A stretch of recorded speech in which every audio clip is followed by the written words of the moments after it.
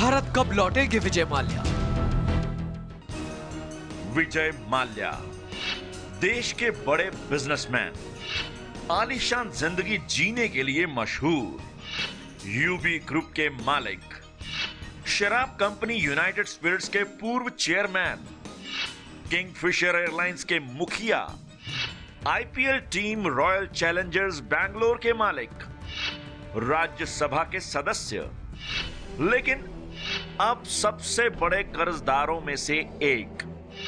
17 बैंकों का 9,091 करोड़ रुपए बकाया। भारत छोड़कर लंदन गए माल्या। एबीपी न्यूज ने खोजे माल्या के 2 घर। माल्या बोले लौटने का अभी सही समय नहीं। भारत कब लौटेंगे विजय माल्या? भारतीय बैंकों के 9,000 करोड़ रुपए कर्ज लेकर कारोबारी विजय माल्या लंदन में बैठे हुए हैं। सवाल है कि भारत कब लौटेंगे माल्या? 2 दिन पहले एबीपी न्यूज ने आपको दिखाया था ब्रिटेन में विजय माल्या का पहला घर।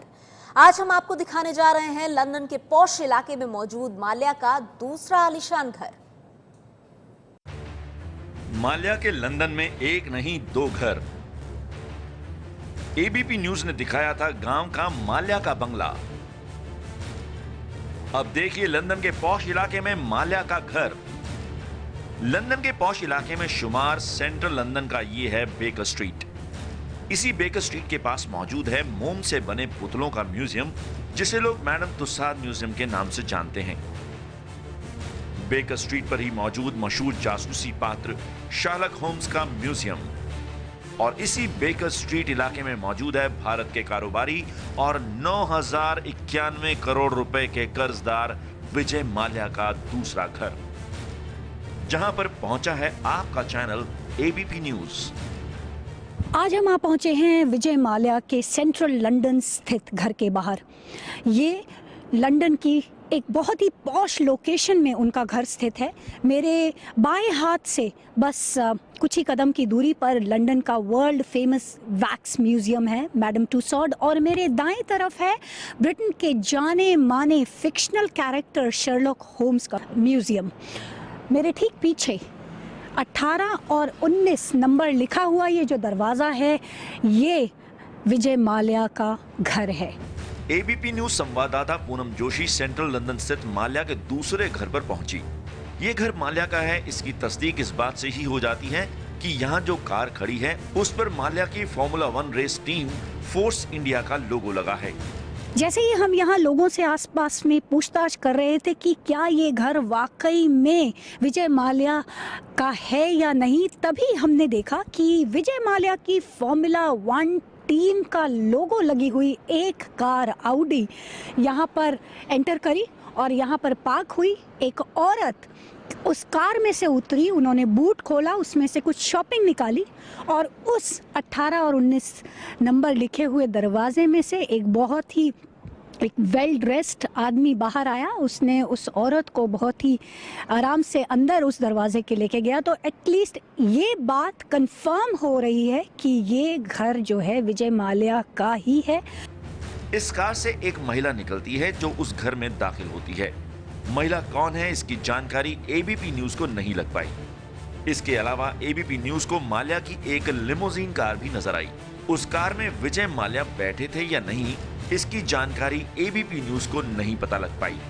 एक और कार मर्सिडीज S600 लिमोजीन निकलते हुए यहाँ से देखी, और वो कार लगभग वैसी ही थी जो मिस्टर माल्या ने इस्तेमाल की थी पिछले साल के ब्रिटिश करी अवार्ड्स में आने के लिए। तो हमारा अंदाज़ा है कि वो मिस्टर माल्या की ही गाड़ी थी, और हो सकता है कि मिस्टर माल्या उसमें बैठे भी हों, क्योंकि उस गाड़ी के पीछे के जो शीशे थे वो ब्लैकआउट थे, तो आप देख नहीं सकते थे कि उस गाड़ी के अंदर कौन बैठा है। लेकिन वो गाड़ी इसी ब्लॉक में से निकल के अब सेंट्रल लंदन की तरफ गई है।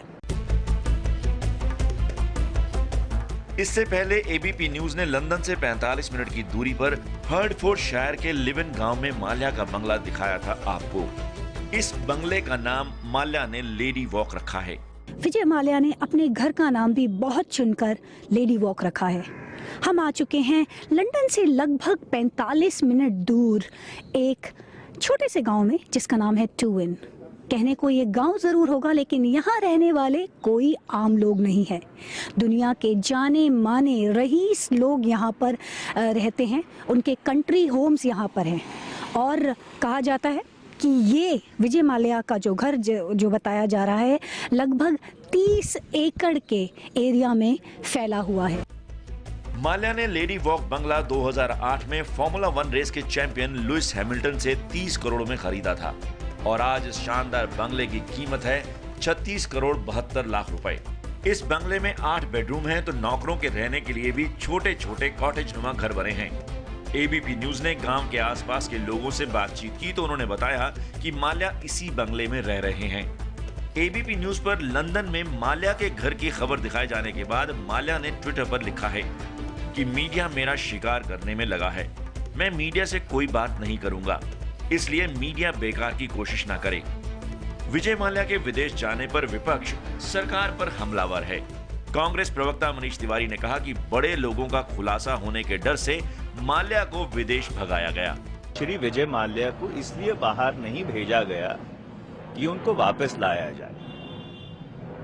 अगर श्री विजय माल्या को गिरफ्तार करना होता तो ये सरकार उनको देश छोड़ने की कभी अनुमति और इजाजत नहीं देती। 18 तारीख को अदालत ने और जो इन्वेस्टिगेटिंग एजेंसीज हैं उन्होंने उनको हाजिर होने के लिए कहा है। अगर वो उपस्थित नहीं होते हैं तो भगोड़े माने जाएंगे। भारत से जाने के बाद विजय माल्या ने पहली बार किसी मीडिया संस्थान को इंटरव्यू दिया है। द संडे गार्डियन अखबार को दिए इंटरव्यू में माल्या ने कहा है कि फिलहाल भारत आने का सही समय नहीं है। इस बीच एक चेक बाउंस केस में हैदराबाद की अदालत ने माल्या के खिलाफ गैर जमानती वारंट जारी किया है।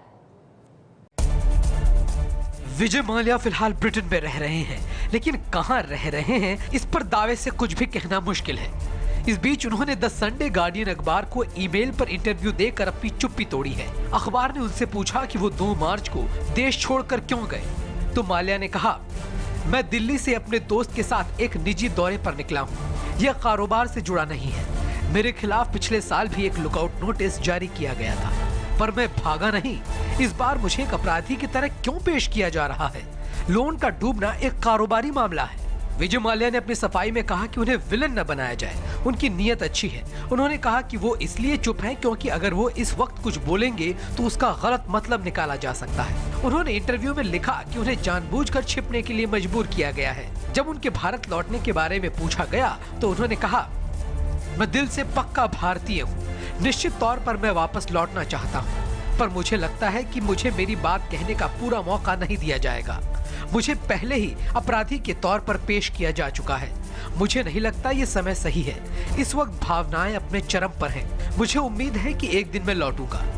इस वक्त मैं कहां रह रहा हूं ये बताना समझदारी नहीं होगी। मैं कोई अपराधी नहीं हूं जिसे अधिकारियों को खोजना पड़े। फिलहाल मैं सुरक्षित रहना चाहता हूं।